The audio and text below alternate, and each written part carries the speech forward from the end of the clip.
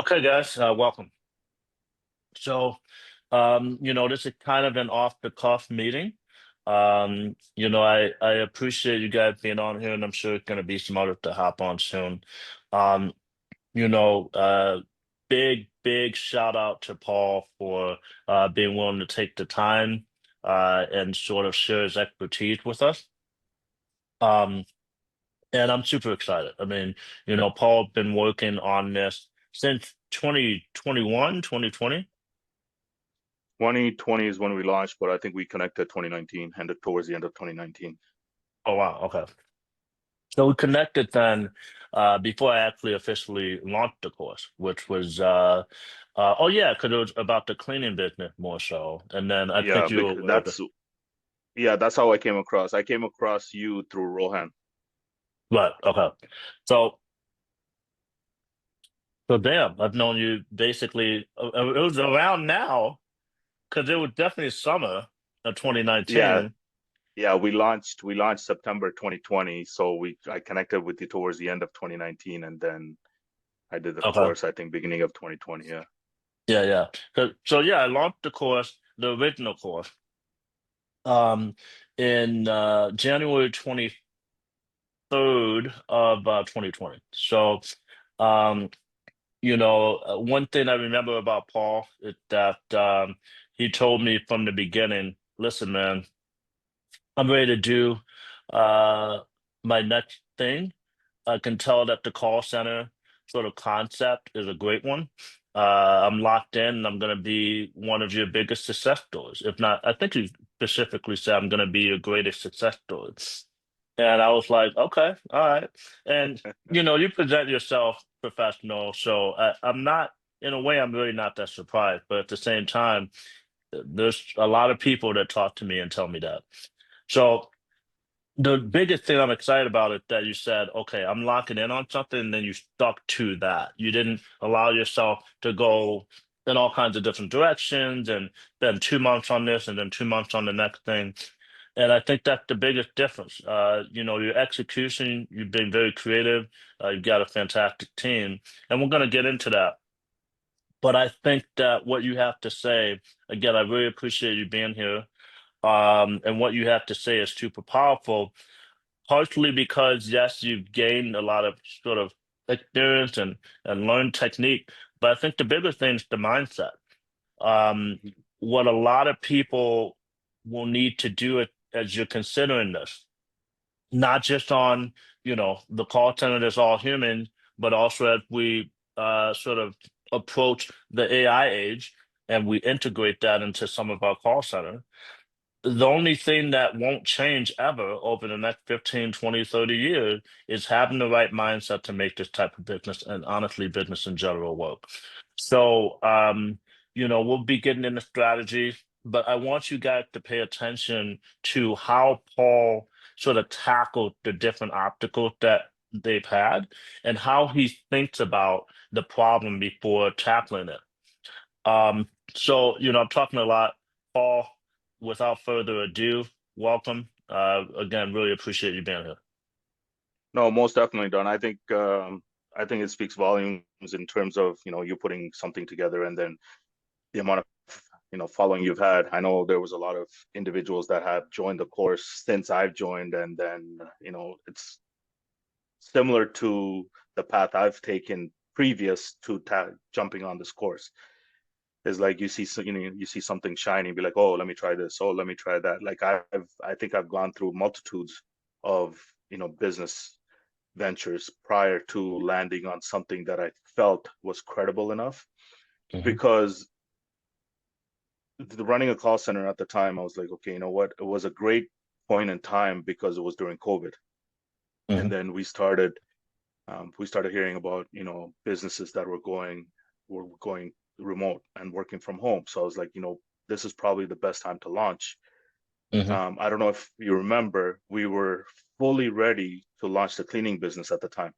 We were 90% complete in launching it, and then COVID happened, and then we pivoted to this Okay. call center space, right? So we were like, so my business partner Sabrina, which we were both ready to launch the cleaning business through the Rohan's program, and then we stumbled upon this because of COVID. I'm like, you know what? I told Sabrina, I'm like, I don't think we should do this right now because if we do, it's going to fail in terms of speaking about the cleaning business. Hmm. And Hmm. then I presented this idea to her, and she was like, if you're so sure about it, let's just go for it. And long story short, that's literally what we just tied up our boots and jumped right deep into it. Right. At that point, it was a perfect entry point for us Hmm. because of our environment, because everybody was working from home, everybody wanted a solution, everybody were looking for remote teams. So getting traction wasn't Hmm. as hard at the time than um, we had anticipated. So which was great, and And here we and are. and fantastic stuff, man. And that's awesome. I love. I do think the timing matters a lot when it comes to, how your life turns out. And COVID was so significant for anyone that's been alive for the last 5 years. Um, Mhm. and it's just funny how these things work. Um, and but I want to back up a bit. Like for those of for people that have been sort of following the community for a while, you would be aware of Paul. But for those of you, especially watching the recording right now, um, give us a bit of background about yourself, what you did before, what you do now, little background. Yeah, most definitely. So I come from a logistical background. I did mechanical engineering in school, and post school, I obviously didn't want to be an employee. I was trying to tackle in different businesses. I jumped into, drop shipping. I jumped into Amazon FBA, like any of that. And what I found with those businesses, the barrier to entry was too easy. And when the barrier to entry is so easy, then that space becomes so saturated because everybody wants the quick dollar. They don't want to put in work. They want quick ROIs without putting in that much work, right? So most of the individuals at the time, and including myself, I wanted a supplemental income or supplemental cash flow that could help with my current work that I could eventually move into. And then I moved provinces. I was originally from Ontario, and then I came to Alberta. I worked in the oil and gas sector for about over 10 years now. And then, which was a great schedule. Like I work 7 days on, 7 days off, right? So within that 7 day off time period is when I was like, you know what, let me try to find a business.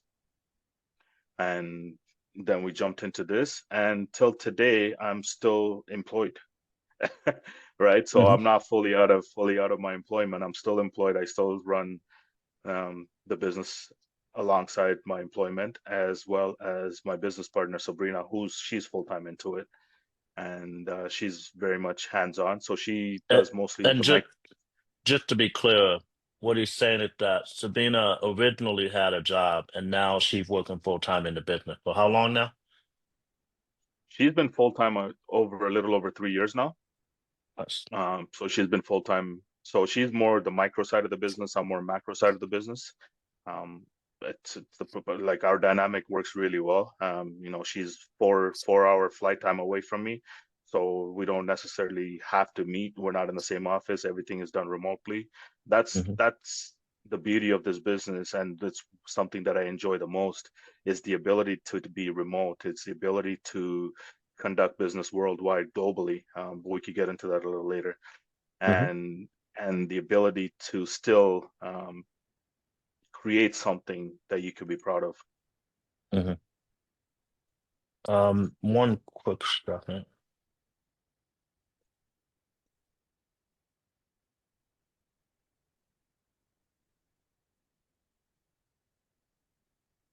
Okay. Someone said, Have "Go Oilers, go!" yeah, I had Adrian. somebody in the waiting room. Okay, so no, that's fantastic. And I think I actually as you were talking, I'm like, okay, this is gonna be a clip. You're right. There are a lot of people, including myself, that you try to think that are sort of presented in front of you. And so everybody talking about Amazon FBA, it's like, okay, well, Mhm. I'm trying to be in business. Let's try it. Drop shipping. Um, And when you do those things, I do think it's an advantage that it's a little bit harder to start this business, right? Mhm. Once you get it going and you sort of understand what it takes to run this, which really isn't that much, it's a very simple concept. Um, but it is a positive that it takes some work to get this thing off the ground because that gives you longevity. And one of the things we've been talking about lately as I've come closer to launching and revamping this course is a legacy defining Mhm. business, right? If the goal is simply to make a quick dollar, well, there's some people that do blow this up pretty quickly, but that is not the purpose of this type of business, let alone this one. The goal is for the goal for this business is to create a legacy defining company that can last a few decades, right? Mhm. My old company, I sold it after 5 years because we got such a great offer. But I thought, like, based off of the sort of dynamic of running that business, I thought I'd be running it for the next 15 to 20 years. And lo and behold, I'm currently running a different call center that I'm going to keep running at least for the next several years. So Paul, I love the background, and I love that, you sort of pivoted in a way, whereas you recognize the writing on the wall as far as COVID and people being inside of people's home in order to service and actually fulfill your services versus, you know, the world wanting to go remote and you saying, well, then we need to have a remote company. Um, so fantastic shift. And again, I think having the ability to take real action on sort of evolving information is one of the things that makes you successful. So in that vein, could you give us a sense of sort of where you're at in terms of where the business is at, whatever you're willing to share? Yeah, most definitely. You've touched on a few key points in terms of having a long-term projection or a long-term view, because this is not a business, because this is a relationship business, how I view it, Mhm. right? So relationships takes time to build. It requires trust, but once you create that trust and once you have that trust, then it's literally a locomotive, right? Then you're full steam ahead. So in that sense, when we launched the business, like even myself, I always looked at a 10 to 15-year time frame, right? If you were to look at other passive income or any other form of businesses that are online, you don't tend to look at drop shipping and you don't tend to look at Facebook, Amazon FBA as a 10 to 15-year time frame. You look at what can I achieve within 6 months, what can I achieve within 1 year, right? So I Mhm. wanted a business that was sustainable, that was evergreen. So that's kind of what forced me to change my perspective into getting into this and putting my all into it at the time, right? Because Mhm. I saw the potential to go global with it. I saw the potential to be remote with it, and I saw the potential to scale with it, right? So without those ingredients all together, I don't think I would have invested as much time into it as I did, because I too at the time was a shiny object chaser, so to speak, right? Mhm. And then something hits you, then you're like, okay, you know what? Let me dive deep into it. That's kind of what it gave me in return. I'm like, okay, let me dive deep into this business. Let me see what it's about. And what I saw from it was an evergreen business that you could pass on essentially. That you need to make pivotal changes to market changes throughout the Mhm. course of your business. But once you make those slight adjustments, i.e., currently, once you make those slight adjustments, it's not a blockbuster business, Mhm. right? Because they failed to make the change and they went under. In the same sense, once you start making those business decisions and changes, I think you could have easily 25, 50, 100 years out of this call center business, Yeah, right? agreed. And the thing is, a lot of people don't have the patience to see it through, right? Like I know like several of your students that started. that gave up within the first 2 to 3 months because um, they didn't have the patience. They wanted a quick dollar. They're like, oh, this is not for me, because they were probably, half foot in with several other businesses that they couldn't fully, get themselves into it. Hmm. But we kind of, we changed our mindset, and then we went deep into it, and here we are 5 years later. We've had several setbacks within the business, but we also found ways to overcome those setbacks and plug those holes along the way so it doesn't happen to us again. Right? One Hmm. of our biggest setbacks was losing a $20,000 a month client. That was a hard lesson to learn, right? And when I look back into it, it was a business error that I should have seen it coming, because I didn't think to think from the business owner's perspective. I just thought, I'm like, oh great, I'm getting $20,000 a month from this client. Okay, great, let's keep going. But had I shifted my mindset and thought about, I'm paying this call center $20,000, how can I cut my bill? Hmm. Right? Had I thought about it like that, I would have been able to plug that hole. What essentially ended up happening, he poached our agents. Our agents went with him, and we lost the business. Hmm. Right? So had I understood it, or had I shifted my mind frame and thought about, okay, the potential pitfall from this client, I would have, instead of, charging a regular way of charging, which is per minute, I would have created a dedicated team just for him. Hmm. Then it would have been a lot cheaper for him, but I didn't come across it until I lost him. Hmm. Right? So Yeah. these are very expensive business lessons that you need to be able to handle and to overcome if you want to be successful in such, in a business that's rewarding, but at the same time it has the ability to transform you as an individual, because you are having these conversations with a lot of business owners who are far beyond the scope that you could even imagine, because they've been Hmm. in business for like 10, 15, 20 years, and you're downloading is their business experience. It's literally every client you talk to is like, you should look at it as a mentor, right? I like that. because because I'll tell you more of the scope of the background of where I am right now. Is every client runs their business differently, and what you learn from that is you're literally downloading a set of rules that each of these mind frames have created within their business, and now you're just a source of information that you could project to other businesses that are struggling.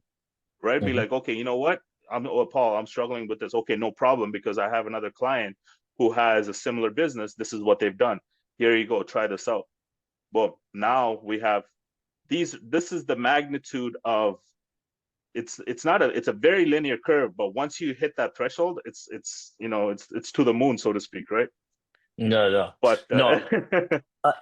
I honestly sort of forgot about that. My call center now is industry specific, right? Of one industry. And I do recommend a lot of you starting out to try to pick one industry that you feel comfortable with to start and then branch out from there. But the point is, we were in a lot of different industries and served a lot of companies. And one of the most intimate ways to serve a client is to be answering their phone calls. Mhm, When you're answering the phone calls, you do get a small peek into the inner workings of that business, right? You're not dealing with like, executive level decision. You're dealing with the random person that's calling to ask a random thing about a random thing. And mhm, it's those random little tiny scenarios that actually make up a business, as opposed to executive high level 50,000 foot view decision that are like mhm, almost abstract. So, in having that window into these businesses by fulfilling and answering the calls and recording, you get that side. And then also, end of the day, even for like a $20,000 client, you're typically talking to the owner. Um, mhm, and at the owner or salesperson, but usually for bigger clients, it's gonna be, you know, like Paul gonna be talking to that account, right? And so when you're talking to the owners, you get a sense of their mindset from the top. And when you're serving your client, you get a sense of the mindset from the bottom.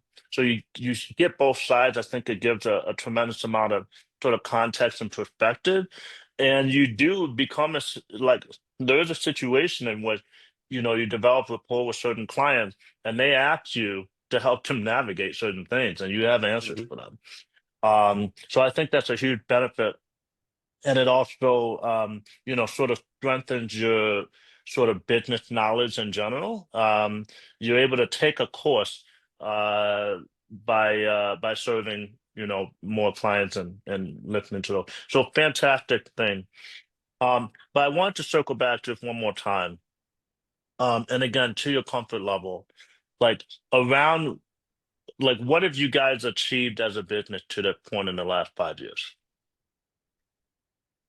In term like monetary, you're talking? Either monetarily, maybe number of agents, maybe number of clients, So or a um range. for us, the number of clients don't matter, because the reason I say that is because one client could bring in, like I said, 20,000 minutes, Mhm, right? Don't So when we launched very snail-like. We launched very slowly.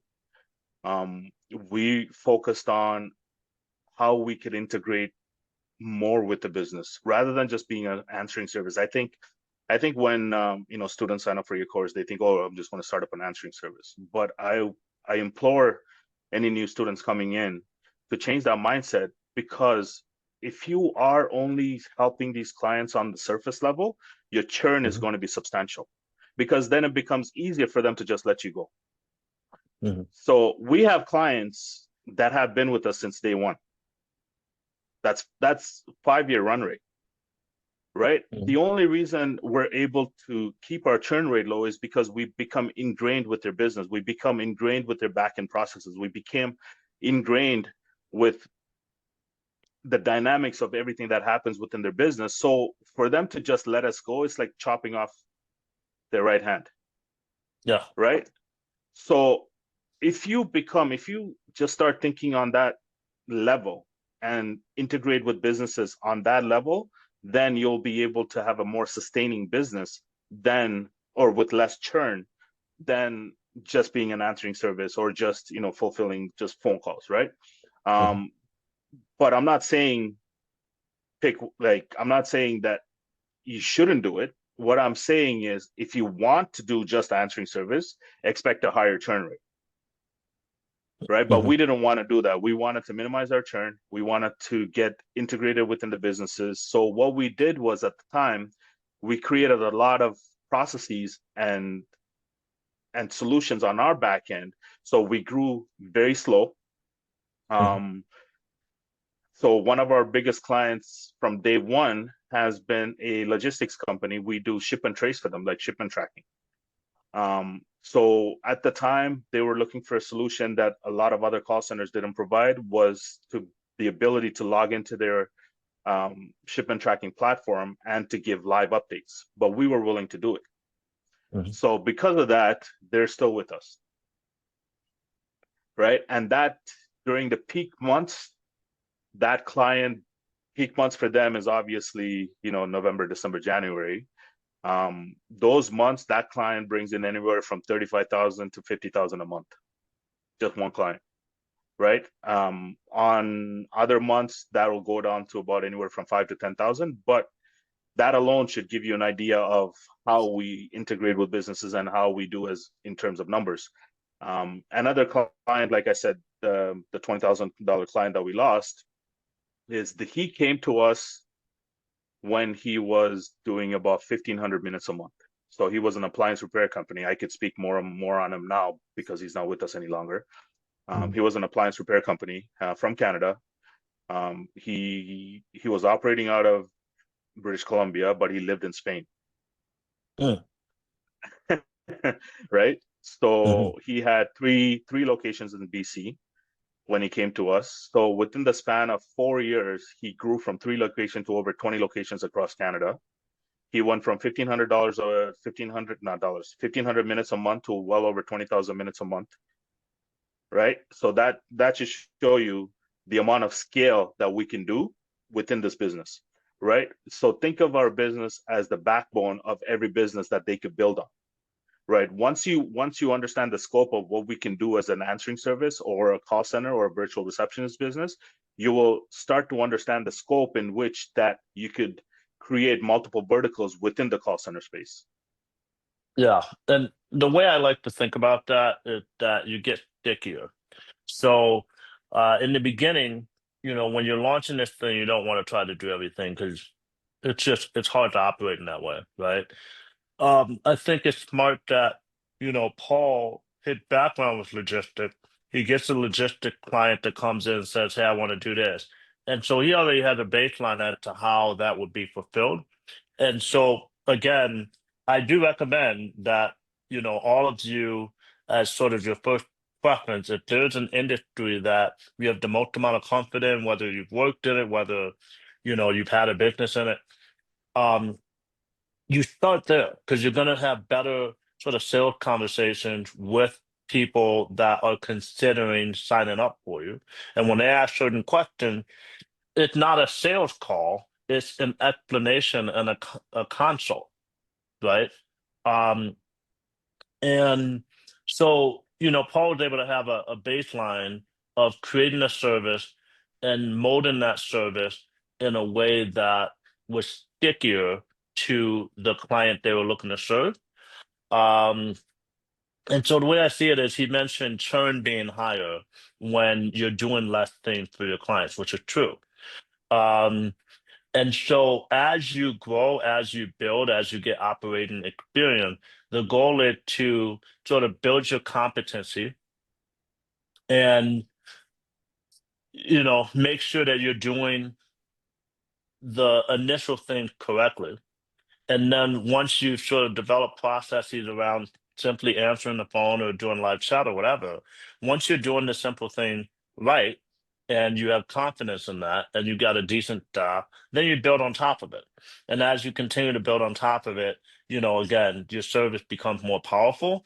And as your service is more powerful, you're like sinking more hooks into the clients you're serving. And so for them to leave, they have to like undo those hooks. And like sometimes it's legitimately difficult and frustrating to leave.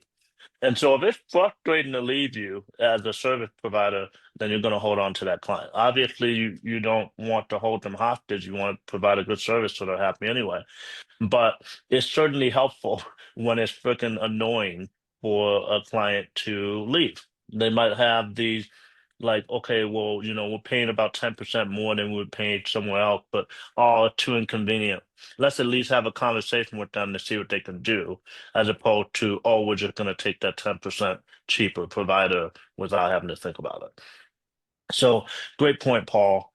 Um, one of the things I wanted to ask is, so you're still in, you're still employed, um, and I think that's a positive. It sort of showed that even at his level, right, and dealing with dozens of agents at this point, even at your level, you're able to sort of not have to spend 80 hours working on this thing, whereas you wouldn't be able to work a job. You got two kids at home, um, and you got a partner that was, working, and now through the size of the business is able to just work full time on it. So it's a combination of, having a partner that can handle certain things that are important, um, and then also having enough like systems in place whereas you can leverage those systems to not personally have to work too much. How many hours would you say you're working on this thing every week? Ah,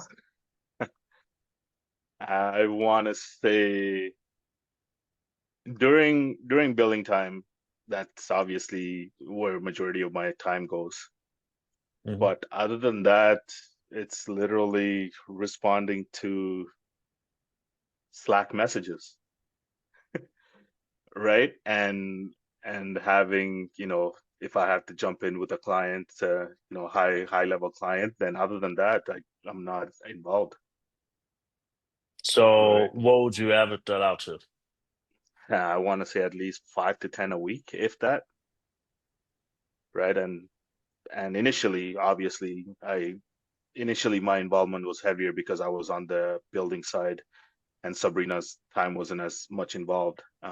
But now Sabrina's time is more involved. Mine is it's flipped, right? So after you have created something more sustainable, then you're able to step back and inject other individuals that could take over um, the nuances that you were handling once. Yeah. So beautiful thing. And one of the best things about creating that scenario is that now you have more enterprise value. You know, we brought up sort of legacy defining companies. When you want to build a legacy, what does legacy come from? Well, making legacy money. It's not going to happen quickly, but over time, you sort of build that value. And so when an institutional investor or someone that might acquire your company is considering it and they're trying to value it, what they're thinking is how involved is the founder? How many hours does the founder have to work each week in order for this business to sustain itself? Now, Paul's like, a lot of my time is spent on billing. And, other time is spent on just responding to agents and staff members on Slack and then jumping in for high level important conversation with, to maybe put out a fire. And that's what it is for me. I do billing, uh, talk to people on Slack, and when something's serious enough that my operations manager shouldn't even be handling it, then I hop in, and I am literally personally also spending about 5 to 10 hours a week on my call center. So, it is a sort of a common sort of structure and dynamic once you guys get to a certain point. Um, and again, it builds enterprise value. So you could have a business that's doing, say, $1 million in revenue, but the founder has to work 50 hours a week. And let's say it's profiting 200 grand. The value of that business might be maybe 2 years of profit on the high end, about $400,000. If you have a business that's doing 1 million in revenue, $200,000 in profit, but the founder only spend, 5 hours a week, and some high level person can come in and replace that as long as they're trained up. Now, instead of 400,000, you've got a seven-figure valuation plus on that exact same business, exact same revenue, different processes, different dynamic. So there's starting to be some questions coming in. I'm going to get to them soon, and I'm glad that you guys are asking the questions. I saw Adrian said "Go Oilers." I think that's an Edmonton thing out there in Canada. So cool stuff. So I see I quite. hope Adrian's not from Florida. um, yeah, let's see. Well, Adrian, respond to that when you like. But so the question from Adrian and Justin, great question. We will get to them soon. Um, and Adrian is from Edmonton. Fantastic. Oh wow. Okay. Yeah. So, but you know, I want to ask a few more questions on my end because I'm still curious, right? At this point, Paul gotten to the point where I learned from him, and we've had many awesome conversations, and it's been beautiful seeing you evolve. Also, Yeah. right? You went from someone that was simply an ambitious, tried and failed, uh, like future entrepreneur with a strong, high-paying job, to now being a sophisticated business owner. Like honestly, Mhm. the way you talk now, it's incredible seeing the transformation. And he mentioned, um, having to transform as a result of the situations that occur in this business. It It's gonna forces you have, to transform. yeah, Yeah. uh, you know, but the and I don't want to harp on this all day, but the transformation only happens when you push through solving and resolving the problem. Hmm. If you have a problem and you're like, oh, God, I'm not going to deal with this, then you're not going to learn and you're not going to evolve, you're not going to grow, and you will not be able to speak the way that Paul's speaking. So, more important than how do I land the client is when I have clients, how do I keep them? Or how do I avoid situations in which we have a certain amount of revenue that is gone and then the business might fail or is vulnerable because of it, right? All of you will gain clients over time if you're, sort of tweaking and putting in effort. It's gonna happen. Some people are better at it than others. That's a reality. But all of you will gain clients in this if you put in the time and consistency, because all you're doing is finding businesses that want the interactions handled and providing that service. Half the businesses that are actually like operating on the planet need that, right? So there's a lot of money there. Okay. Um, Paul, one question I want to ask, and I pretty much ask every student this privately, but right now, what is your number one client acquisition channel?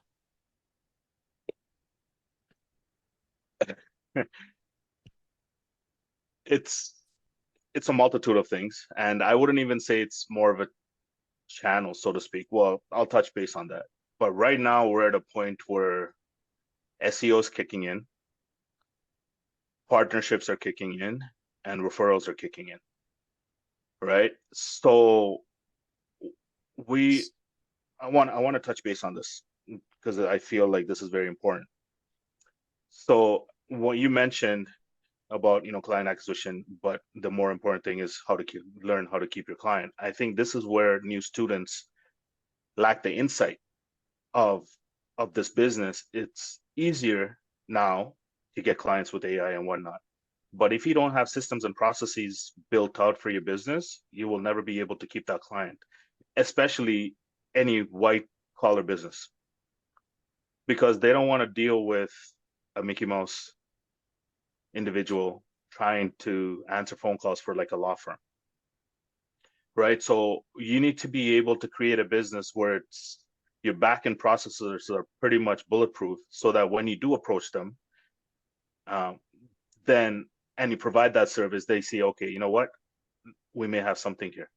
Let's build on it, right? So that's one of the main things that we've created over time. As I mentioned before, we focused heavily on systems and processes, and we focused on how can we keep this client for longer and how can we integrate more with this client so that they do stay with us longer. So that's one thing. Um, we've never done cold calling.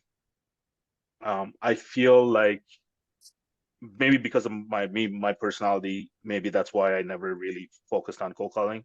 I hate Mhm. getting for cold calls, right? So I feel like anybody, whenever um, people cold call me, I could hear the call center in the background. I just keep on saying hello, hello, hello, hello, and I can't hang up on them. I don't want the cold call, right? So so because of that, I don't want to be the individual with the business is doing the same, right? Yeah, okay, we could get clients, okay, no problem. But if I myself don't like getting cold calls, I don't want to be in a position to make those calls to annoy other individuals. So, anyways, besides the point. So we never did cold calling. I'm very big on cold emailing. We've never, I think we attempted Facebook and Google PPC for about a month or so. And I pulled the plug just because there was no value in it, in the sense that unless you were going heavy on it every month, there was no value in it, because most of the ones we were getting at the time were like startups, and that wasn't our like that wasn't our client base, or that wasn't our client persona. So Mhm. we backed away from that. Um, so with cold emailing, we don't consistently do it. We'll turn it on for about a few months, shut it off, turn it on for about another few months, shut it off. And then after that, it's literally just LinkedIn outreach, right? We automate our LinkedIn process, and I could go through all of that here today with you if you want. And then that's pretty much it. And partnership is very big for us. Well, I remember in the beginning, you guys were doing some networking, in-person Mm-hmm. networking. Would you say that had a part in, you know, like some of the initial traction for you guys? Our initial traction, it was because Sabrina got involved with BNI, and that Which in which itself, is which is Business Networking International? yeah, right. Oh. So it's a business networking group. So she got part of BNI. It's a local chapter, but within the local chapter, she's able to tap into multitudes of other chapters abroad, or like even in the United States or wherever our client base was. So that in itself initially brought in clients, and it still does to this day. But it's the clients' referrals through that is what brings us more clients as well. And so you mentioned cold email, you turn it on for a few months and turn it off. Is it because, what you're doing is effective enough that you bring in some clients and then you gotta like, sort of catch up with that new volume and then, turn it back on when that's handled? So that's a great point, and I want to touch deeply on that is because it's a very valuable point. We only onboard clients Tuesdays and Thursdays. Okay. Wow. Yeah. So I'll tell you the reason for that, because we're a 24/7 service provider. So if we onboarded a client, say, say on a Monday, say on a Friday, right? Our weekend team is not going to have enough time to go over that client's information. So now weekend comes, then we're screwing up. So because of that, we stopped onboarding clients any day of the week. We only onboard 3 clients on Tuesday and 3 clients on Thursday. That's it. Right? Because it gives us enough time to build out the processes, to build out the backend flow, to build out the script, and to get all of our team members that are assigned to that campaign to learn the campaign, as along with our weekend team to learn the campaign, so that when we do go live, then the mistakes are minimized, right? Hmm. So because of that, even with our white label partners, we tell them we only onboard Tuesdays and Thursdays. So they have adjusted their processes to match ours. So I think it was a business decision I made, because I did not want to rush into it like what we did in the beginning. Be like, oh yeah, let's just keep on onboarding them, which day of the week it is, it doesn't matter, Hmm. because that allowed for a lot of hiccups. So now we have streamlined it just for onboarding 3 clients per Tuesday and Thursday. So because of that, when we turn on the cold email sequence, then we get an influx of clients coming in.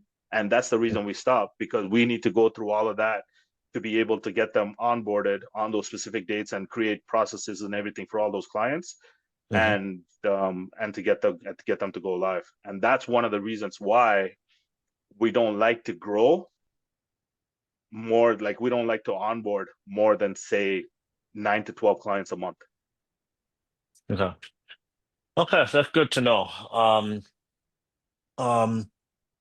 Good to know. So Adrian Locke asked a question which I was gonna get to pretty quickly anyway.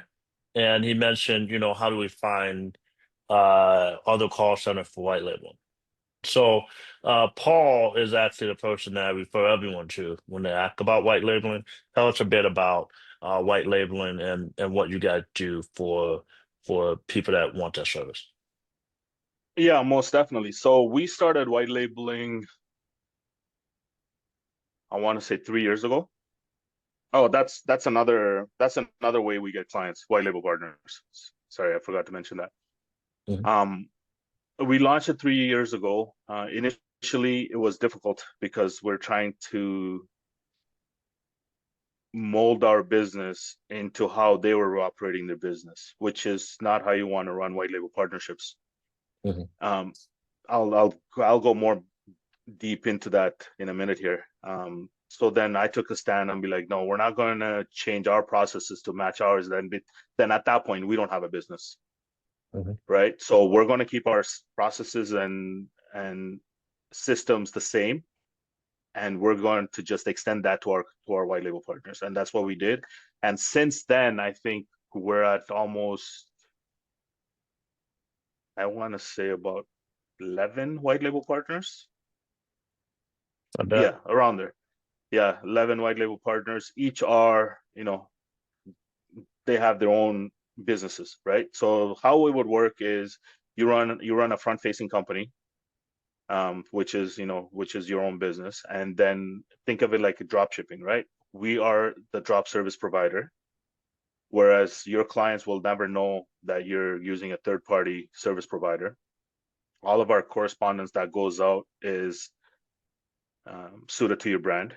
Every Your email, logos, yeah, everything, everything, yeah, everything, right? Within this, with the software we use with Five9, like even any of the email correspondence that goes out, we just change the backend email where it's coming from, and we just put your call center name in it, on it rather, and then from there it's just you handle the front end side of the business. When you get a client, you tag it to our onboarding team, and the onboarding team will tell you what we need from you in terms of, information, what we need to create your call script, and you go back, relay that back to your client, get all that information, send it to us, and then we give you a forwarding number, and then we just go live.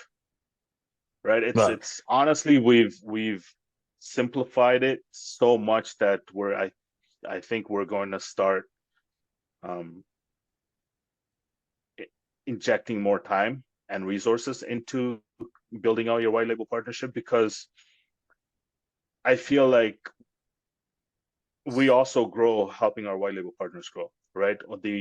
The reason being is a lot of white label partners are kind of reluctant to jump into this white label space because they think that we're going to steal their clients, right?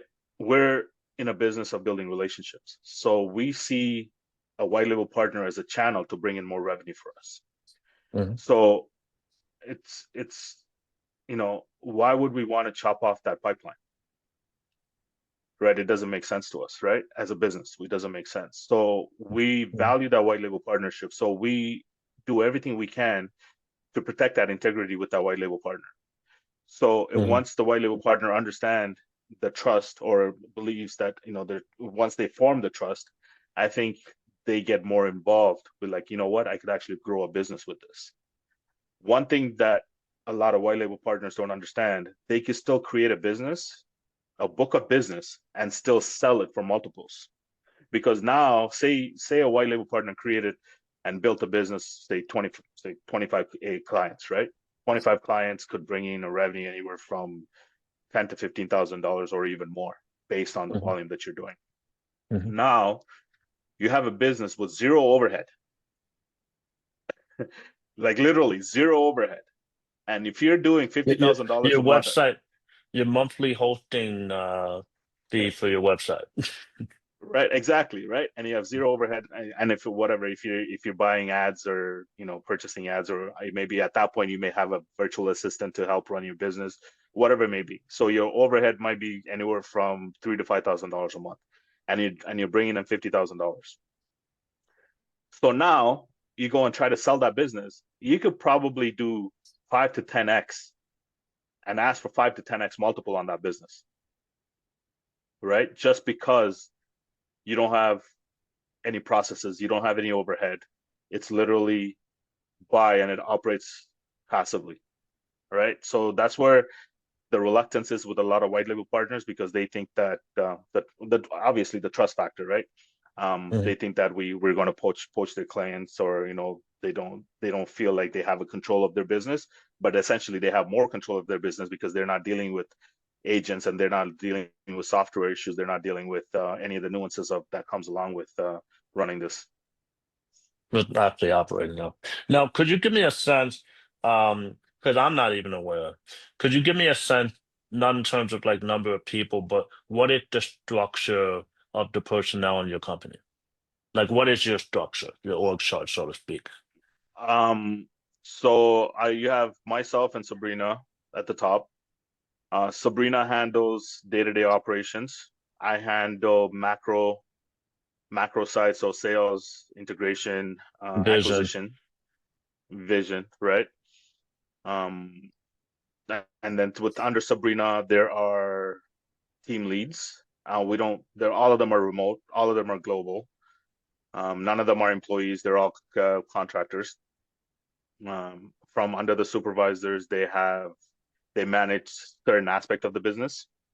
Um, and then underneath that are agents, right?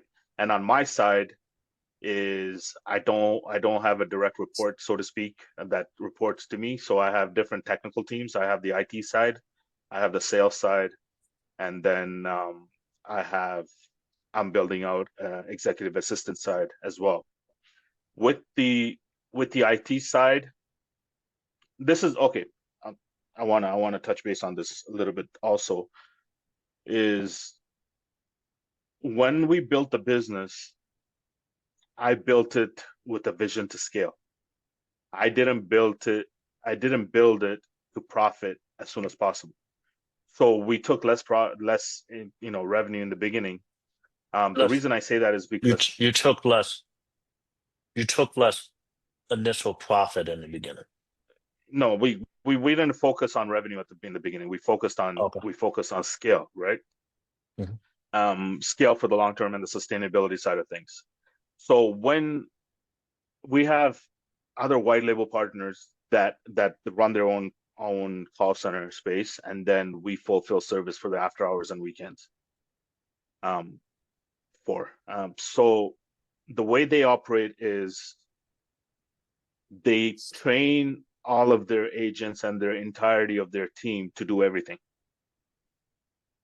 right? So entire their managers or supervisors, they could you know go into the IT side of things and build call flows and all of that, right? So that's how they operate. We don't operate like that. We operate where each individual division only handles that, So right? they're specialists instead of generalists. Correct, right? The reason I went that route is because I wanted to build teams under each of those specialists. Whereas, so our onboarding team only handles onboarding, our client care team only handles client care, our IT team only handles the IT side of the things. So they don't interject each other, right? So Hmm. then I could have a better grip on accountability Hmm. than Hmm. to be like, okay, who did this, who did that, who did this, right? So we didn't want Hmm. that.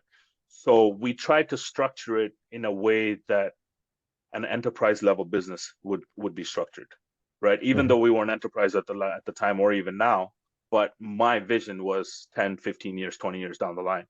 So I Hmm. already started it with that with that tree, so to speak, Hmm.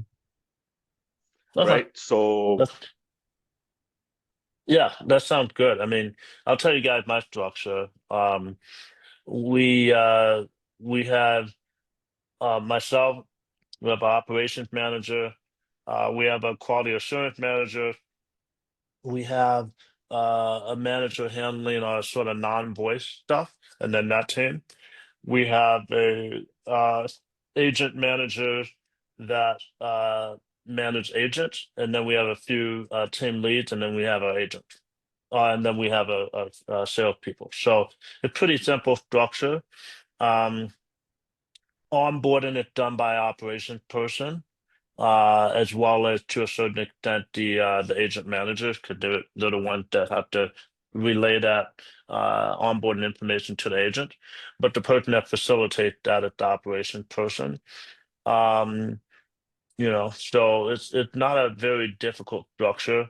I will say that if you don't have money at all, or if you don't want to deal with stuff, you just want to white label it anyway. But if you're just trying to sort of bootstrap this or whatever, then in the beginning you just need yourself and an agent or two. Um, the smartest thing that I think a lot of people do when they're growing this pretty decently and they're having some success and revenue, if they hire someone to operate things as quickly as possible. That's the first hire that makes you start to feel like you can push some scale and have some leverage, and you're not just running around trying to, put out fire. Um, so, Paul has his partner that is essentially the operations manager, or that, head of operation. So the COO, really. And then he's the CEO side. So he can focus more on like, okay, you know, what large decisions do we need to make at a company level that will direct our focus or pivot our services into like being defensive, like having defensibility against market changes, against certain clients that maybe might leave, and basically trying to stay cutting edge.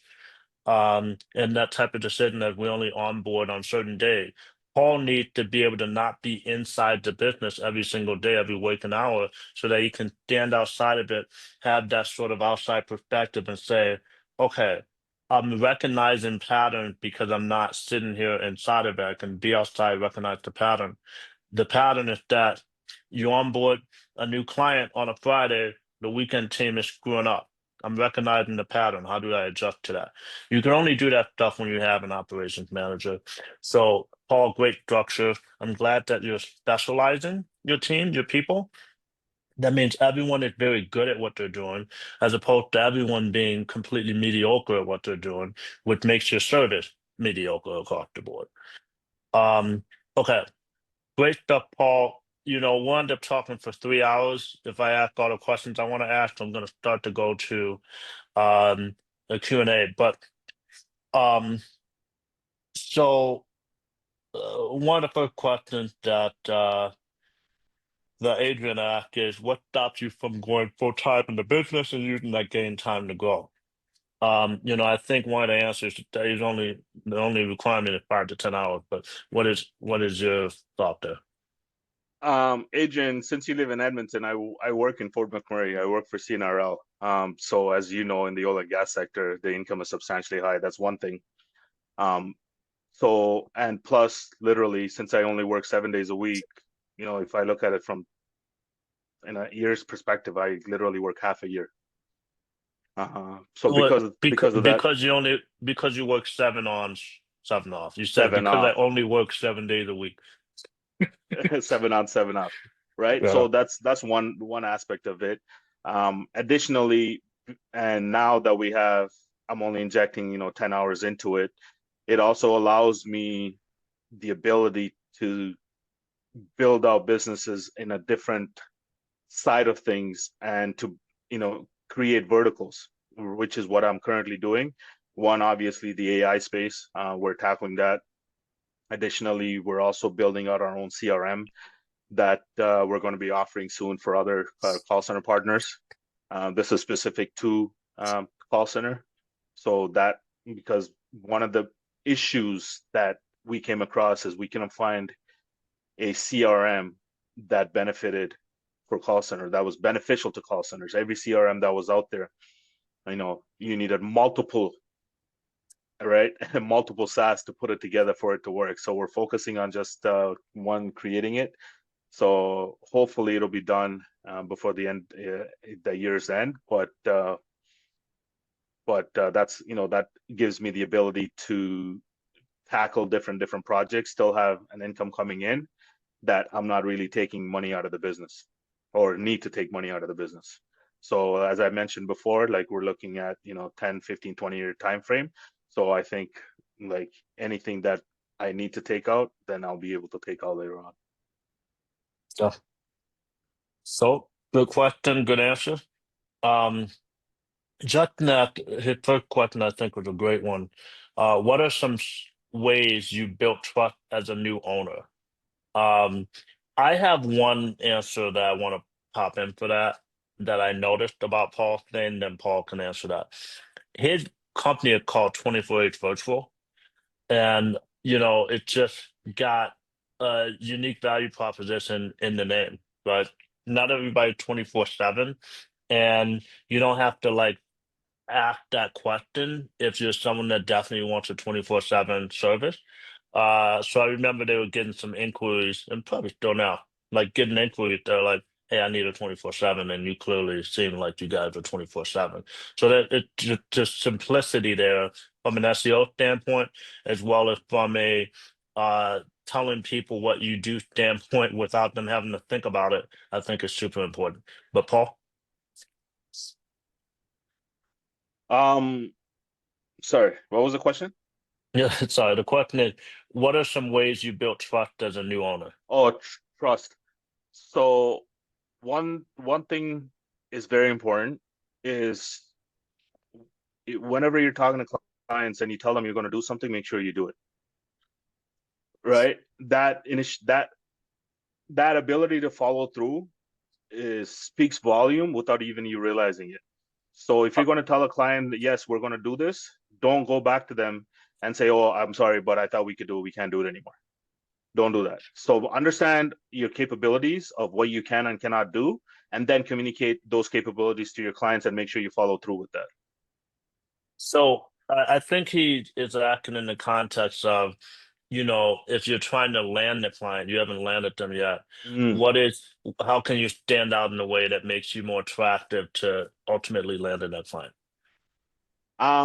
With that, honestly, in the beginning, uh, one thing we started off with is when we were having these conversations is we made our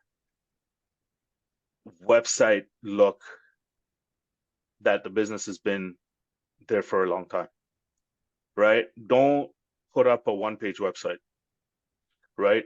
Invest some time into your website, add a lot of content, add a lot of pages, because if you look at older businesses, they have tons of pages, right? That in itself will give you that insight or into your business without even you having to speak, right? That'll Mhm. tell you, okay, you know what, these guys have been here forever. Another thing is if you're doing blogs, make sure you delete the timestamp on them, right? Don't add timestamps to your blog. So that is a surefire way to give away that you're a new business, right? So make sure these things you take care of as well. Another thing we did right off the hop is we started our SEO, right? SEO was number one thing that we never let our foot off the gas on. But if you just focus on your website and spend some time into it, put some time into it, I think that in itself will create that trust. That's a great point.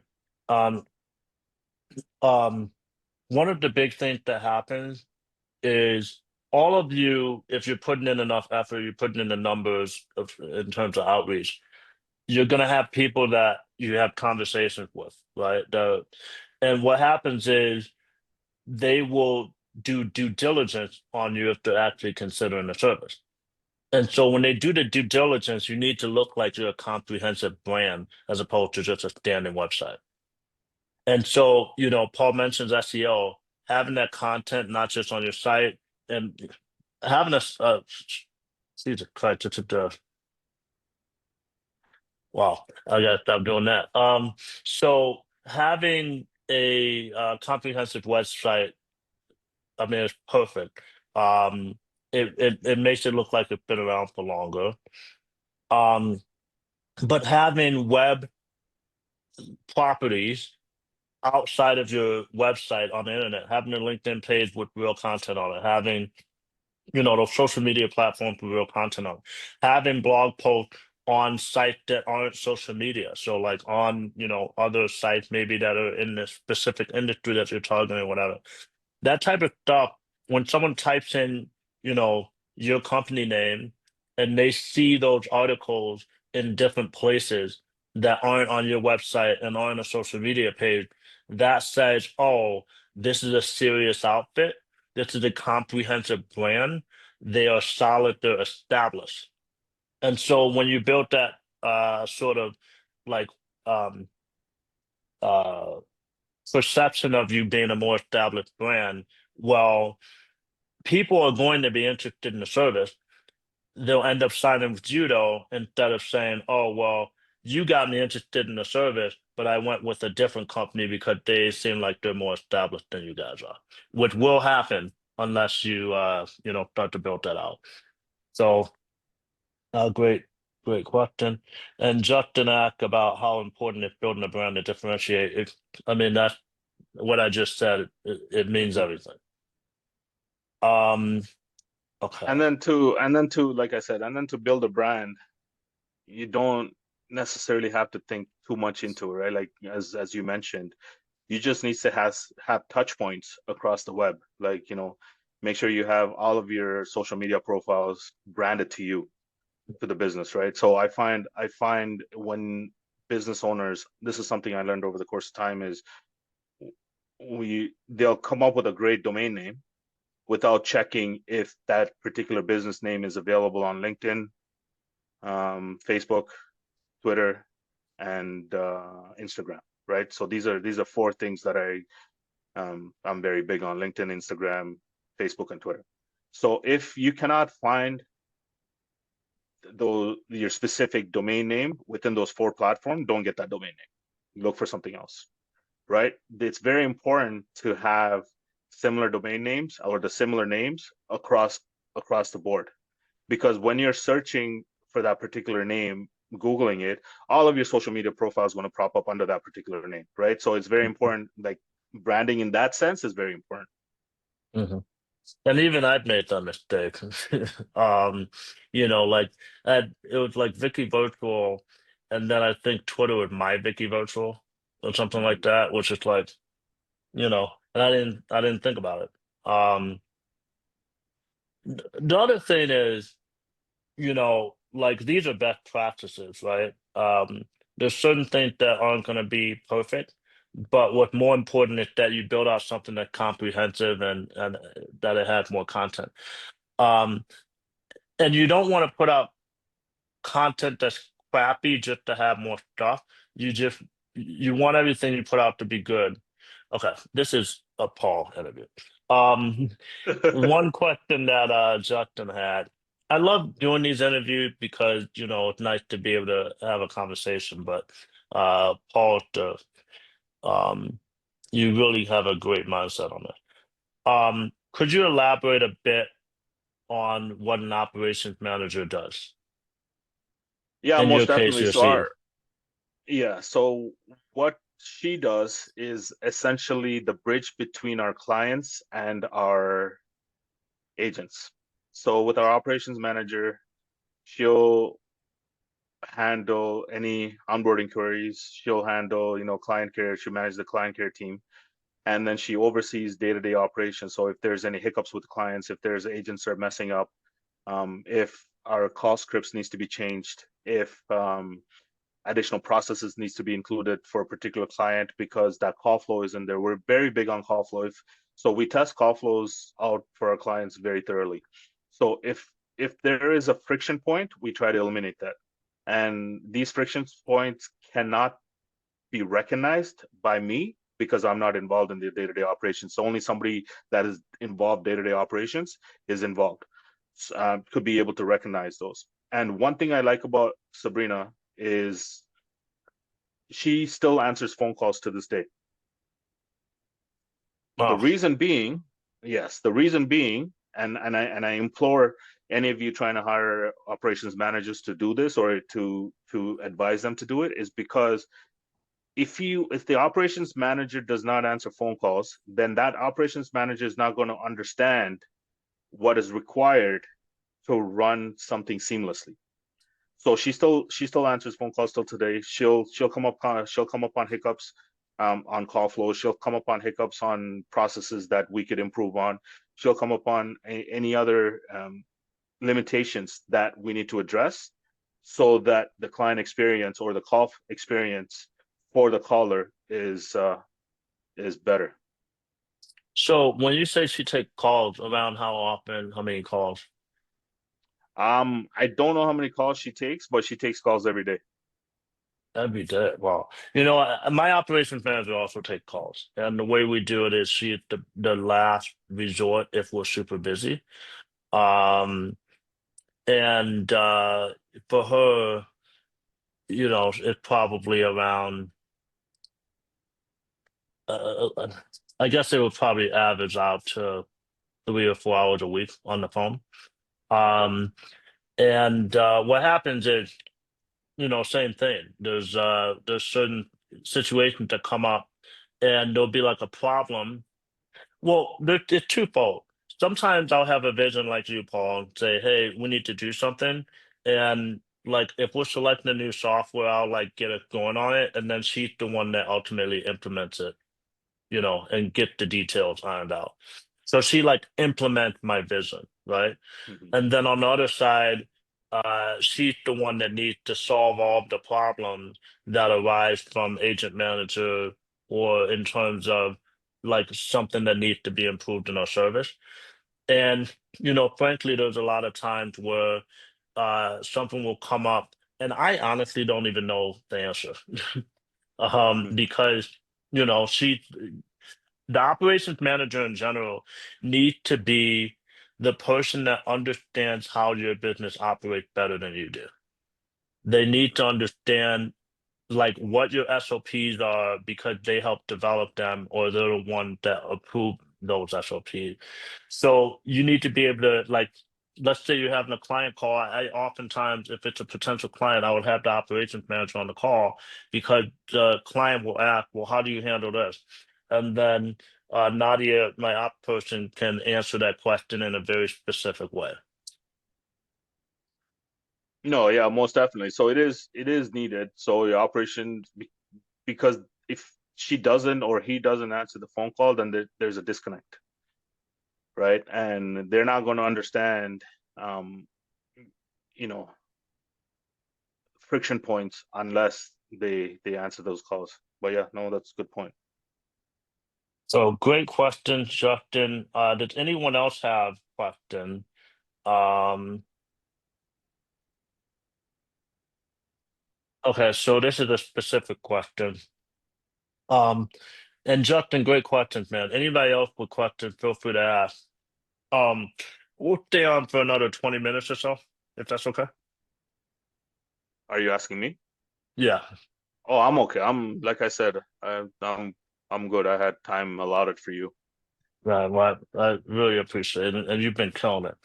Um, when speaking with lawyers, many times I hear, I don't need it, I answer my own phone. How do you overcome that objection? Um, so we don't tackle it from the point of asking a lawyer, or providing the service to a lawyer. We tackle it in the sense of who's answering your phone call when you're in court. All right. So you have to find when they won't be able to answer their phone calls. Mhm. Right. So those are the kind of information that or questions you need to be asking. So put yourself in a position of a lawyer. When do you think a lawyer would not be answering his calls? When he's with a client, when he's in law, when he's in court. So ask those questions. So when you're in court, who's asking? Like start off with that, right? Like if I did a cold call, obviously lawyers are busy and they're very objective. So it'd be like, hey, this is a cold call. Can I? Okay, do you have 30 A seconds? minute. Yeah. Whatever, right? And then if they sue, and then be like, sure, go ahead. What is this about? Be like, I just have a quick question. Who's answering your phone call when you're in court? Now you just froze them because they weren't expecting that. They were expecting a sales pitch, right? Now you just froze them with that question where they had to think, oh shit, who is answering? Oh, I apologize. Who is answering my phone call? Well, at that point, there's your entry. Yeah. So what's happening there is that you're finding the pain. They're not always going to recognize where they're having pain. And that applies to not just lawyers, that applies to anyone, right? So Mhm. say it's like a painter and, they're notorious for loving to pick up their own call. And it's like, okay, well, when you're on a painting job, you're painting a wall and a call comes in, what happens? Well, sometimes they'll go to voicemail and they'll just call back. How often are you calling back that voicemail and they already went with someone else? Right? About 30, 50% of the time. Okay, well, how much is a job worth to you? Well, I profit about $500 per job. Okay, well, our service costs $200 a month. If you're missing a certain amount of calls and we landed you one more, would that be worth it to try it for a month and try to retain that value? Maybe. So you find the pain by asking the right questions. And I love that you're so succinct with it, Paul. I hadn't even thought of it that succinct. Like, a quick question for you. Who answered the phone when you're in court? Lawyers cannot answer the phone in court. So that is an absolute dead end for them. There's no conceivable way that they can say, well, I deal with it. It's a lie. Well, that's exactly it, right? Like you could catch business owners like dead in their foot in any business if you just understand what their roles are in the business. For example, you have a roofer, right? Or if any HVAC personnel or any plumbers. So who's answering your phone call when you're on job sites? right? Who's answering a phone call when you're 30 foot in the air, right? Like simple, like things like that, right? Like those are the things that you need to think about, not just be like, let me sell my service to these people, right? Hmm. Understand when they cannot answer those phone calls, right? Because that's what you're selling. You're not selling the service, you're selling a solution to their problem. And that problem, they don't, most of those people, they don't recognize it, because that's where you come in to recognize their problems, Hmm. to bring it to the forefront of their mind, be like, oh crap, I do have a problem. Oh crap, I am losing this much business when I'm in the middle of doing something and I can answer my phones. That's where you come in, right? And the only way to do that is if you shift your mindset from I have a call center business and let me provide service to you. No, you can't sell service businesses like that, because this is a relationship based business, right? This is not a one time buy and forget a business, right? This is not, so this is an ongoing relationship. The only way to do it is they understand that, okay, I have somebody here that could actually solve the problems I have and that could help me scale. Yeah, perfect, perfect. And God, I love that. That's so succinct. When you're 30 foot in the air,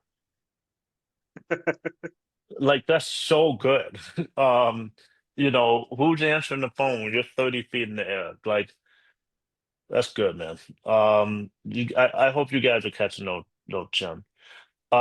Adrian asked, when it comes to cold emails, where are you getting the leads? Are you buying lists or having an employee scraping for info? They want to get to the meat and potatoes of things, eh? Yeah. Sure. I'll share some things. I'm very big on SaaS. I don't know if most of you are aware of heard of AppSumo. Have you guys heard of AppSumo? Yes, no, maybe thumbs up. Yes. Okay. So Don, give me access for a screen share. Yeah.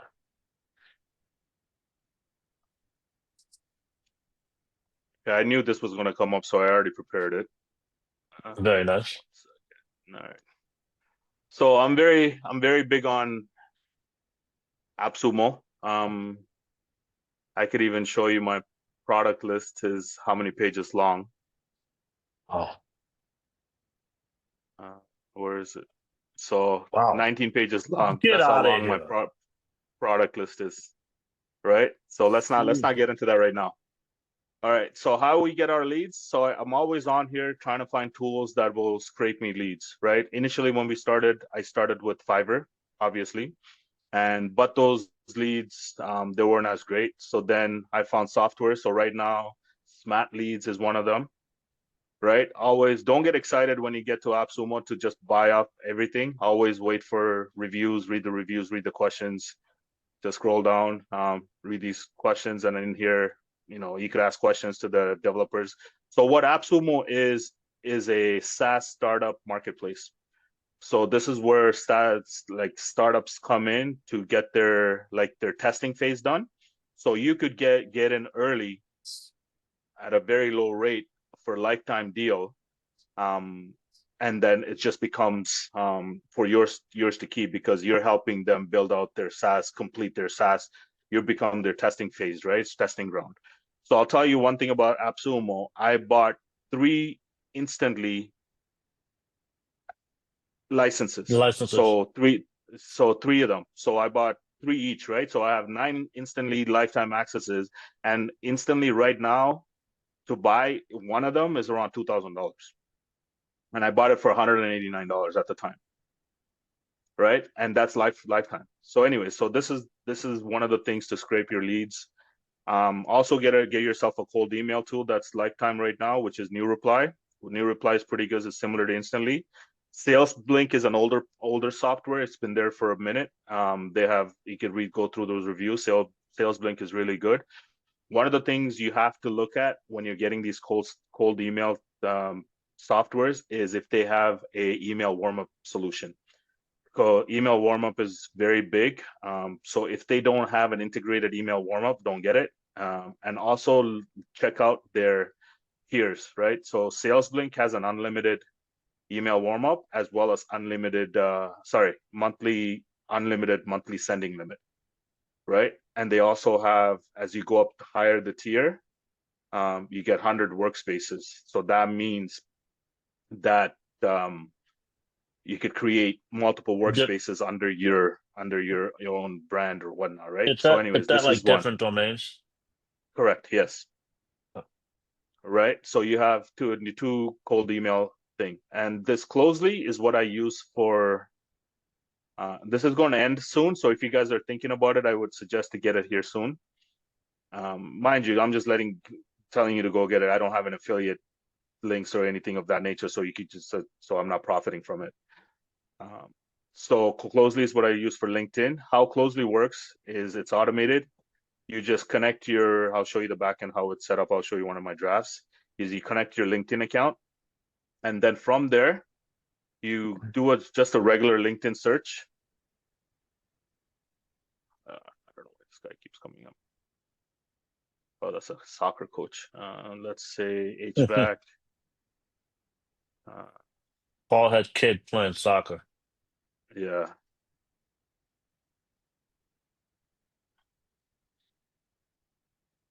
right. And then you go to people, and you literally only thing you have to do is literally copy the URL, post it to closely, and then it'll scrape it automatically. And then from there, you Whoa. create a sequence, right? So the first sequence is you once you inject the URL, the first sequence is the system automatically views their profile. It'll wait a day. It'll send them a message, like a connection request. I can like keep it short because people don't have time to read, pages and pages of nonsense, right? Keep it short. Mhm. And then from there, you could create multiple ways that this could go. You could also create if and then, if they do accept, if they don't accept. And then after that, the system automatically likes their post, and then it'll endorse their skill 2 days later. And then your ask comes in at the end, right? My ask, I kept it simple. I'm reaching out to see how how your property management team currently handles incoming calls during busy periods or after hours. Would a virtual receptionist be a valuable addition to your operation? Right? Very straightforward and to the point. You're not selling, you're asking, right? And keep it simple. And this runs in the background, automated, and only thing human intervention is needed is when they reply to it, which you could check it out under inbox or under your own LinkedIn profile, right? And then you just continue the communication from there, and as simple as that. And after that, Scrabby 98 in the is another. inbox. I see you. Yeah, I don't. Yeah. So Scrabby is another profile. It's like an AI sales assistant. This is also good to take a look at. It's a new product. If you guys looking for an email marketing solution that is cheap, I suggest SendFox. SendFox is only $49 lifetime, so you don't have to pay for any other softwares that you guys are using. This is very simplified solution. But if you want an actual marketing one, then In Charge is a good one. Yeah, In Charge. Right, In Charge is a good one. I'll always go by. I think this one is sold out, but it'll be back. I bought it though. Always go by the The reviews. reviews are, yeah. Yeah, right. Always don't just be the first one to see it and buy it, because some of them are rug pulls. Like they'll just take your money and they won't offer anything afterwards. And then the Mhm. last five, which is another important one, is Air5. Air5 is a support, like a unified inbox for your support team. So if once you do build it out, and then you could unify it so that you could have multiple team members handling emails within one platform. So that's another one. So Mhm. these are key things or key SaaS that you could use to get you off the ground. And then obviously use us as white label partners to fulfill the service. Fantastic stuff, Paul. So, the nice thing about this is that it's recorded. So, I know Paul just went over a bunch of stuff just now. But feel free to watch and rewatch. Um, Feel free to watch and rewatch, and obviously diving into those systems can take a lot of time, especially if you're not very experienced, and it can be overwhelming. So the main approach is just to do one thing at a time and like sort of learn that tool. Don't try to do the entire sort of wheelhouse at once, or it's just not going to work. It's just too overwhelming. Even I don't, I mean, Paul doesn't do everything at the same time. Um, he's able to reference all these things now because over the last 5+ years in other businesses, he's been slowly integrating more and more sort of functionality into his business to make it more and more efficient. So just keep that in mind. Don't try to tackle everything at once. Paul's company evolved from, serving a specific type of client in certain ways to now serving other types of clients in other industries. Because as a team, they got good at, serving in a certain capacity and then having that baseline to expand, right? So getting back to you, Paul. Um, oh, very nice. Getting back to you, Paul, is there any sort of overall advice that you would give to someone that is looking to start to think? And notice, guys, we didn't talk a lot about AI. Um, AI is going to be a component here, and it is important that we acknowledge and utilize that in our business models in the context of, it's the future, um, but only in context. So, like, humans are still the largest part of the equation. AI enables for a level of efficiency that our competitors in this space don't have, but only in certain interaction and only as a part of a bigger picture. So the reason why this is in the lead up to launching a hybrid call center and not an AI call center is because the human component is the most important. How you're interacting with your people, on the client side, on the agent side, and on the operations side. It's all about how you're engaging with humans. So, that's my final thought. As far as you, Paul, if there any advice you'd like to give to people that are either in this and maybe struggling or wanting to get into this, Into the AI space. no, into the call center business. Okay, so I'll touch base on AI a little bit because it's obviously it's in the forefront of everybody's mind right now, and a lot of call center and even individuals trying to get into this business are obviously on the fence about it because of AI. Mhm. I personally think AI is a fad. This revolution is a fad. Um, the reason I say this is because if you look everywhere, it's like the gold revolution, right? Like the people that made the money were the ones that sold the shovels. If you look Mhm. everywhere, this is another gold revolution where everybody is coming up with this AI call receptionist, AI receptionist, AI receptionist. Who do you choose from there? That's one aspect of things.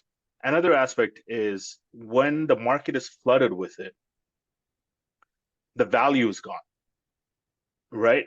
So in the sense that a lot of these people are hype seekers, they want a quick buck. They don't have processes or systems set up in the back end. They just put together or white label the solution from somebody else that's providing it, and they're going to bring in these clients, and these clients are going to get frustrated because they're not getting the support they want, right? And a lot of these companies, I think they're going to go under Mhm. that are popping up.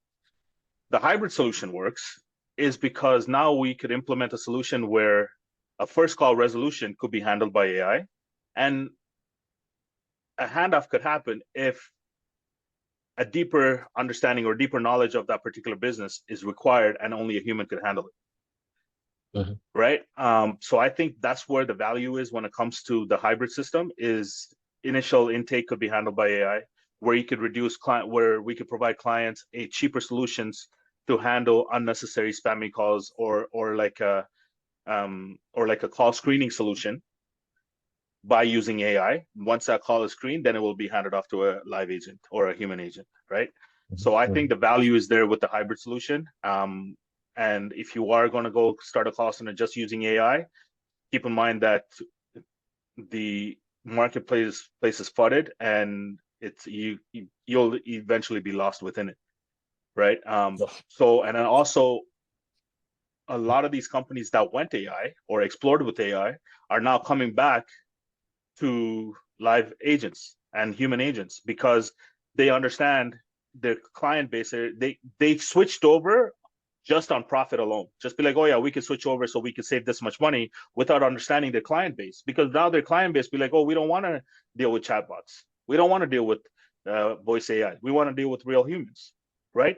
So when you're taking away the ability to connect with humans, because now we're in a now we're in an age of AI where humans actually long for that human connection, right? So if you are a business that's going to eliminate it, then I don't think you'll be a sustainable business. If you inject that human connection in some form of capacity, I think you will have a sustainable business.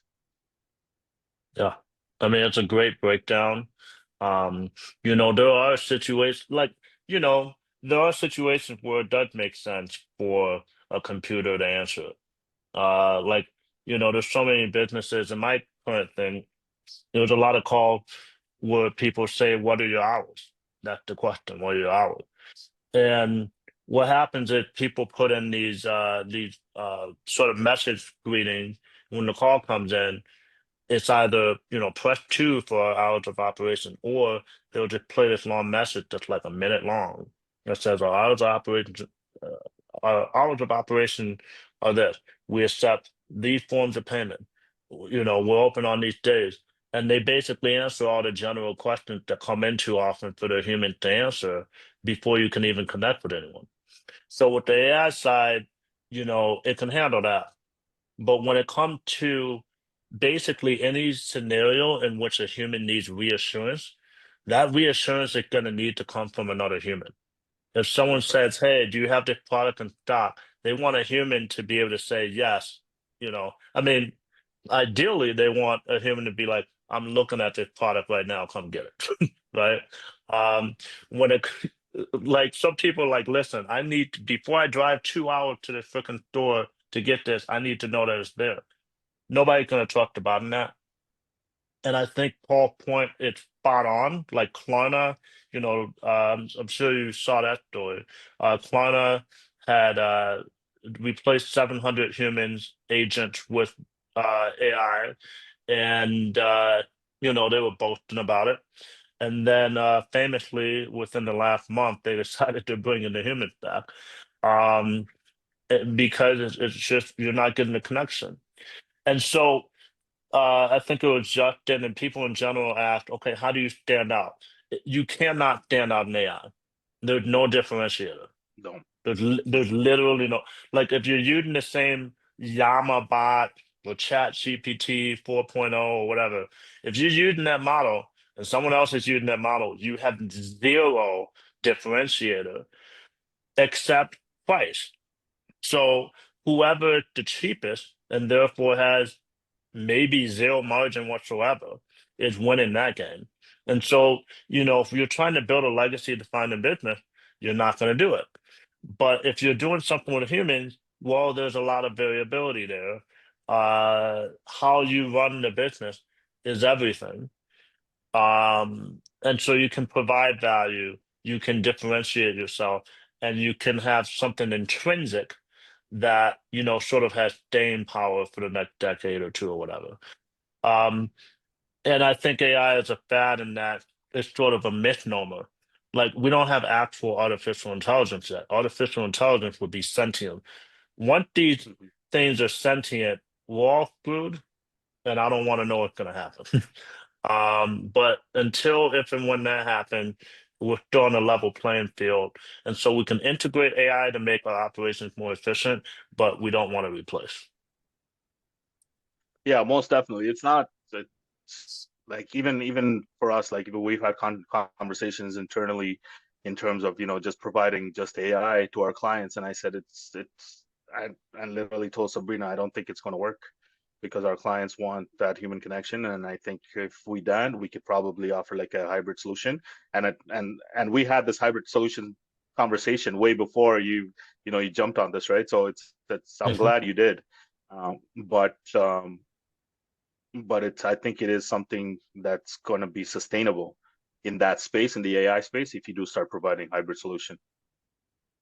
Okay. So any other final questions at all? Um, again, this has been an absolutely fantastic call. I had high expectations and this still went better than I thought it would. So thanks so much, Paul. Um, No. okay, the final question. Um, Justin asked, and Justin, thanks for the great questions. I think it's added a lot of value to the call. How to overcome that? I don't get enough call for it to make sense. You know what, Paul? I want you to answer this, but I want to answer this too. You go ahead. You go ahead. I'll wait. And it's a two-parter. So I don't get enough call for this to make sense. Do you recommend going with higher volume industries, or am I just targeting too small of fund? So one thing that Paul mentioned earlier that he doesn't go after the small clients because it's harder for it to be worth it. He goes after like when they're doing actual outreach. It's one thing to get an inbound lead and just service it, but with actual outreach, you want to go after a certain size because you're in some way spending resources in order to make that outreach, and so you want to focus on accounts that are going to be, you know, let's say 500 minutes a month plus, as opposed to like 50 minutes a month. Um, so that's the answer there. Definitely make sure that you're not going with people that don't have any environment. But the other piece, and the way I see it, I mean, different people have different thoughts.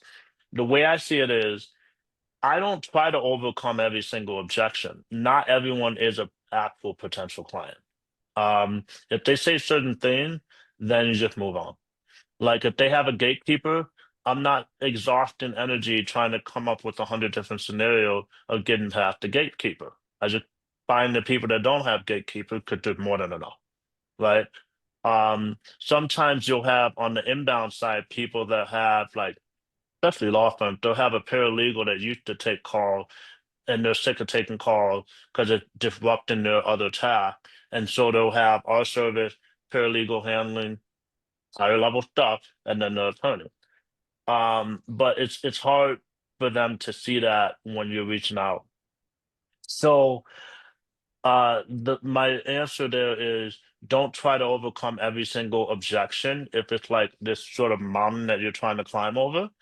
Um, some people do like a just a straight pay per minute plan where they don't charge a monthly fee. They just literally charge by the minute.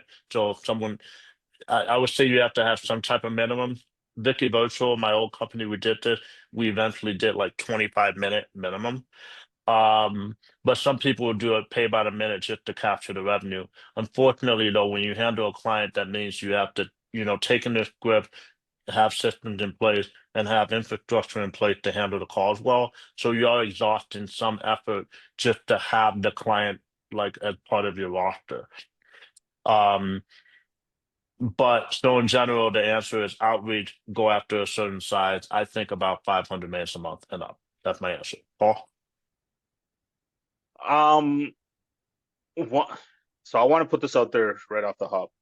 The cheapest clients are the hardest clients to manage, right? Because their expectation, they don't have nothing in place. They don't have any systems. They're pretty much a one person show, or they have two people within the business and they don't have no processes, nothing. So if you're targeting that type of clients, run, because they're very time consuming. They'll take up a lot of your resources. They'll want constant changes. They're never satisfied. So that's one thing I've experienced over the course of time. Another thing is with law firms or whoever your target audience is, they say that they don't get enough calls. That's where you should inject some sort of a pay-as-you-go price point with a fixed uh, monthly charge, right? So I don't know if most of you know, I bought over Vicky Virtual from the person that Don sold it to.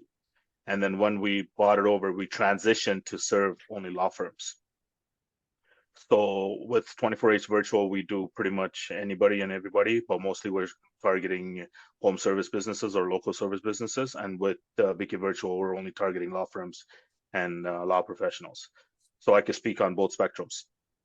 So with law firms, if you are targeting law firms, um, what you could offer is what we're offering is a $50 minimum and a higher cost per minute. Right. So ours is I think it's set at $50 minimum and $3 a minute. And that's use per case. Right. So if they don't use it, they only pay the $50 minimum, whatever it is for the month. And then whenever they do need it, and this is where who answers their phone call when you're in court comes in, is now you could tell them, hey, when you go to court, just simply forward the call to us. We'll answer it when you're in court. And then when you're done, just take it off. And then we'll just bill you accordingly at the end of the month. Right. So you need to have some sort of a minimum threshold as like an injection point for your clients to come in. Right. So we started initially with 24H virtual 100-minute minimum, and we go all the way up to 10,000 minutes or more. Obviously, the price differentiates, but you don't need to start off with that. You could just provide three price points at one of the cheapest or one of the lowest minute. Obviously, don't be the cheapest because that's not where you want to be. You Mhm. could start off at like 50 minutes or 100-minute minimum, and then go to like 150, 200, 250 minimum. And then your higher price point or highest tier is anywhere from like 500, 600, 700 minutes, right? In that, in that um, law spectrum of things, it's rare that lawyers will fully transfer their calls to you, right? So you won't see calls that are like 1,000 minutes, 2,000 minutes, 3,000 minutes, because they usually have internal teams at that point, right? So they usually will use you for overages. Mhm. Overages are calls that, for example, it'll ring 3, 4 times in their office, and if nobody picks up, it's called overflow call. It'll come to you, or they'll transfer the calls during lunchtime where the in-house receptionist goes on break. They'll transfer the call, or most of the times usually after hours. It's very rare law firms will transfer the calls to you 24/7. So these are some of some points that you could use to get those clients, which is over. You could ask them, how are you handling calls? How are you handling your overflow calls when you have one receptionist in the office and they're busy? How are you handling those calls? Right, those are overflows. How it works? Well, we'll let it rate 2 3 times in your office, and when nobody picks up, just transfer to our team. We'll handle it for you. And the next one is who's handling your phone calls when your receptionist is on lunch break, or when she's Or on going off to vacation. or on vacation or gone to the washroom. Who's answering those phone calls then? Right. So that's your second injection point, or for you to get in. And the last one is who's handling your after hours calls. How many calls are you missing during after hours that you may have clients calling and they need immediate assistance, right? Another thing that you could also offer is calls from inmates, right? As a call center, you could also accept calls from inmates, right? So that's another point um, that you could tackle, right? So it's like, calls are coming in from inmates. How are you handling those if your receptionist is busy or not available and they need to speak to somebody right away, right? So if you are handling a campaign with inmates, I suggest you put that priority number one on the back end of your call center software, right? Because what happens when you set priorities on the back end is any campaigns that you want to set your high priority, it'll bypass all of those calls coming in, all those calls waiting, and it'll push them to the front, right? So if you are servicing law firms with inmates, make sure you put that as priority one. Yeah, that's a function that Five9 has. Not all systems have it, but Five9 certainly does. Some of the better, like more contact center focused Mm-hmm. softwares give you that ability. Um, Great question. Um, and yeah, the inmate thing's a big one. There was something else I was thinking when you were talking, but I mean, we can also be gatekeepers. Sometimes lawyers have a client that call them all the time that they have no interest in talking to. And so they'll literally give us instructions of, Jamie calls, Jamie Bank calls, take a message every single time. And so sometimes they use, our service as a way of sort of like not having to deal with certain people they don't want to deal with, and the paralegal feel the same way. Um, so our goal is to take away frustration, right? Figure out what their pain is, which is really what their problem is, and then we're offering a solution which give them a reason to use us. I mean, like you can't sell, oh, this is what it could potentially be, and it's an abstract. It had to be specific to what the issues are. When you can handle the specific issues, you point out what they are, then people can put in their brain, okay, this is the intrinsic value, and I don't have to wonder, this is a real problem I have, and this is a real solution possibility. And So, another thing, Don, to touch on that is a lot of these business owners, they don't even realize they have a problem, right? So the more time you spend into the space, the more time you start thinking outside of the box is when you're going to find these problems, and you yourself are going to create the problems for the business that they themselves don't know that they have a problem. I'll give you an example. So say you're dealing with, like, I'll use HVAC as an example. Say you're dealing with an HVAC company that have multiple locations, right? Each individual location, same owner, each individual location operates individually. Okay, if it's the same owner, why is there no connection between all three? So we came in, we're like, you have three locations. Why don't we create a call center for all three locations? And then you have one number. We provided a 1-800 number. You have one 1-800 number. Then you literally just became their switchboard, mhm.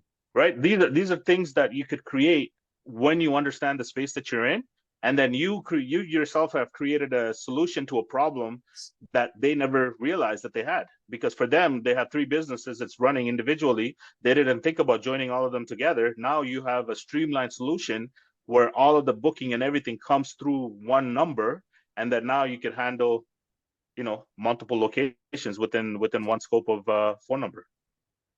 And we sell that as uniformity. We Mm-hmm. can create a uniform presence across your entire brand, as opposed to, sort of different service levels and different locations, which can be frustrating for the clients. Um, so Paul, again, we're gonna end up talking the entire day. So I appreciate you being here, man. I really do. I hope you guys got some great value from this. And we're going to be launching the hybrid course in the next. I I'm shooting for July 1st, but it might be July 15th. I'm just telling you all right now. But the goal here, the first time around, I created something that was based off of what I remember from my personal experience. This time around, we have the collective value of over 100 people that have launched in the last 5 years. And their stories, their experiences, their different perspectives, which frankly is going to make it a lot more of a comprehensive offering. I will be doing a workshop in the next probably 2 weeks. Um, Covers some stuff. And then, of course, the other purpose of the course is how to integrate AI best practices for that. It's not about having the AI only call center. It's about sort of, coming into our current age and creating a business that is enticing for clients that care enough about AI to want to use it. Um, and maybe over time, collectively, people will come to recognize AI as a part of the solution, but the foundation of the solution is going to be human for the foreseeable future. And so this isn't about AI. It is about integrating AI so that you can have the most cutting edge solution possible in the context of foundationally a human centered uh, offering. Um, so again, Paul, I appreciate you, man. We're gonna take this recording and put it up somewhere. I don't know where yet. Anil is gonna be ultimately responsible for that. But for those of you that came in later, weren't on the entire time, we will get all of this onto a recording. You can rewatch it. And thanks so much. Have a great weekend coming up. And that's it. All right, thank you, guys. Yeah, and I'll post it on YouTube as well. Adeoye. Adeoye? Adeoye. Yeah. Uh, Oh yeah, another thing I wanted to touch base on before we go, for individuals, thinking about this course. I've had white label partners that decided that, came through you, but decided not to take the course. They never succeeded, right? So the course is not just to let them know, um, to how to start a call center. The course is so you understand the business in its entirety.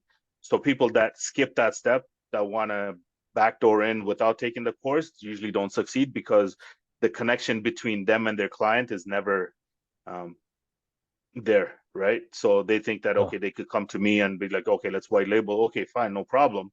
But most of the time they fizz out, right? So the course is only there to give you guidance, even if you do choose to go the white label route, which is great for me, right? So if you do choose the white label route, make sure you take the course because that'll give you so much of insight into the business and how to handle, you know, friction points, how to overcome such scenarios and situations so that you can navigate better for the longevity of the business.